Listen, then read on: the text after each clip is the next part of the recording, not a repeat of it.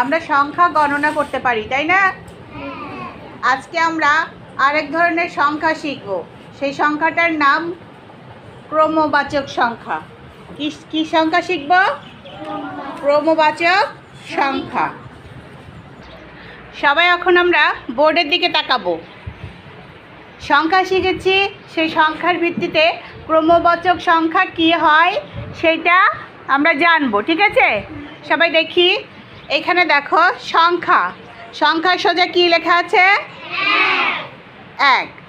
এখানে ক্রমবাচক সংখ্যা 1-এর নিচে কি আছে লেখা? প্রথম। তাহলে 1-কে আমরা ক্রমবাচক হিসেবে কি বলতে পারি? প্রথম। 2 সংখ্যায় লেখা 2-কে আমরা ক্রমবাচক হিসেবে কি বলবো? দ্বিতীয়। সবাই বলি দ্বিতীয়। আবার বলি এটা কি লেখা? 3-কে আমরা ক্রমবাচক হিসেবে লিখব তৃতীয়। ক্রমবাচক কি বলবো? আবার বলি সবাই তৃতীয়। আবার বলি 4-কে ক্রমবাচক বলবো চতুর্থ। সবাই বলি আবার বলি 4-কে কি বলবো? 5-কে ক্রমবাচক হিসেবে বলে পঞ্চম। সবাই বলো আবার বলো 5-এর ক্রমবাচক কি হবে?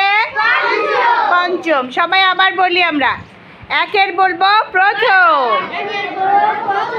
2-কে বলবো দ্বিতীয়, 3 তৃতীয়, 4 চতুর্থ, 5 পঞ্চম। এখন আমরা ক্রমবাচক সংখ্যার সংক্ষিপ্ত রূপটা দেখব। প্রথমকে আমরা কিভাবে লিখতে পারি? 1 ম দিয়ে লিখলে সেটা কি হবে? প্রথম। 2 অন্তস্থ আ দিয়ে লিখলে সেটা হবে দ্বিতীয়। 3 অন্তস্থ আ দিয়ে এইটা। 4 থয় রেপ দিয়ে 5 ম দিয়ে কি হবে? হ্যাঁ, আমরা এটা শিখেছি, তাই তো? সংক্ষিপ্ত রূপ শিখলাম, ক্রমবাচক সংখ্যা